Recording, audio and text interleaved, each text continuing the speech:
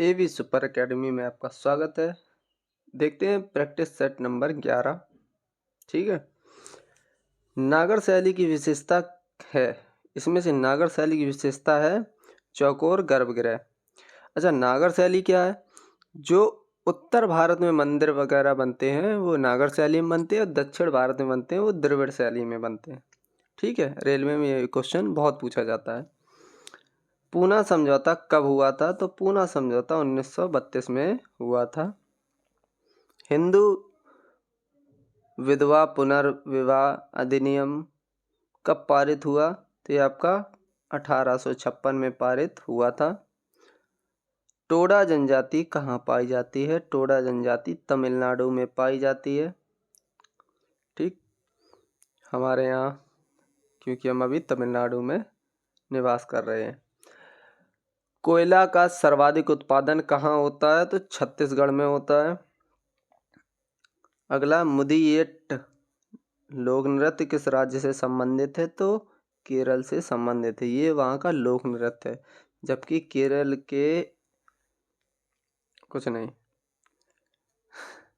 बीमा नियामक एवं विकास प्राधिकरण का मुख्यालय कहाँ स्थित है? तो ये आपका हैदराबाद में स्थित है। गंगोत्री राष्ट्रीय उद्यान किस प्रदेश में है? तो उत्तराखंड में है।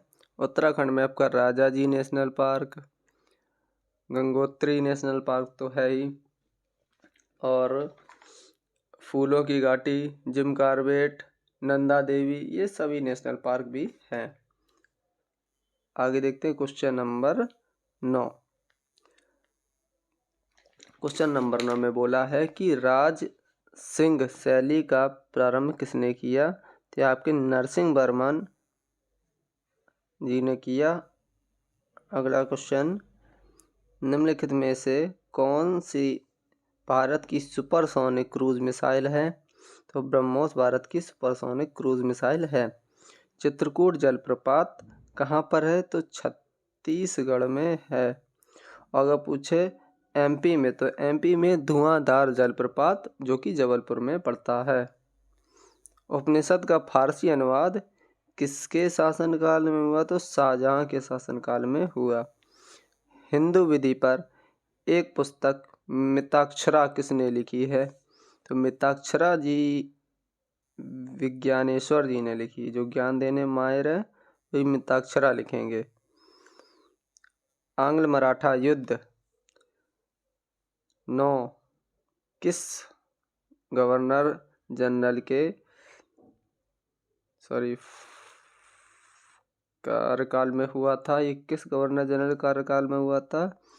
तो हेस्टिंग्स के कार्यकाल में हुआ था। दोनों हैं तो एक ही, लॉर्ड हेस्टिंग्स बोल दो या वारेन हेस्टिंग्स बोल दो, या लॉर्ड वारेन हेस्टिंग्स। सालसेट एवं एलिफेंटा द्वीप पर स्थित है। किस पर स्थित है? तो कोंकण तट पर स्थित है सालसेट द्वीप।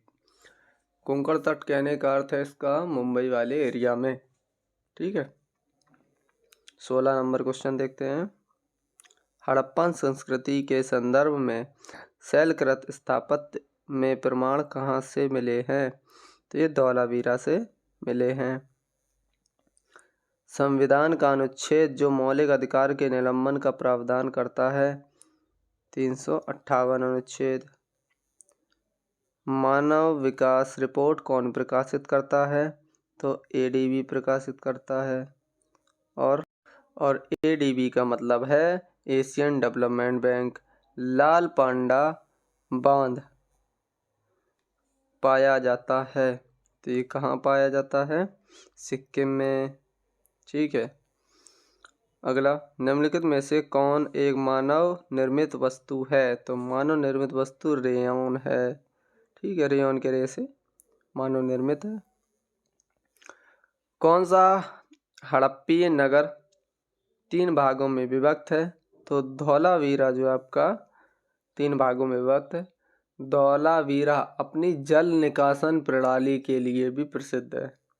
ठीक है, ड्रेनिंग सिस्टम जैसे बोलते हैं इंग्लिश में। निम्नलिखित में से कौन सा एल्यूमिनियम का अयस्क नहीं है? तो एज़ेराइट एल्यूमिनियम का अयस्क नहीं है, जबकि ये तीनों आपके एल्यूमिनियम के अयस्क हैं। नहीं पूछा था तो नहीं में ये जाएगा। ठीक है, हम लोग अब देखते हैं क्वेश्चन नंबर 23 को।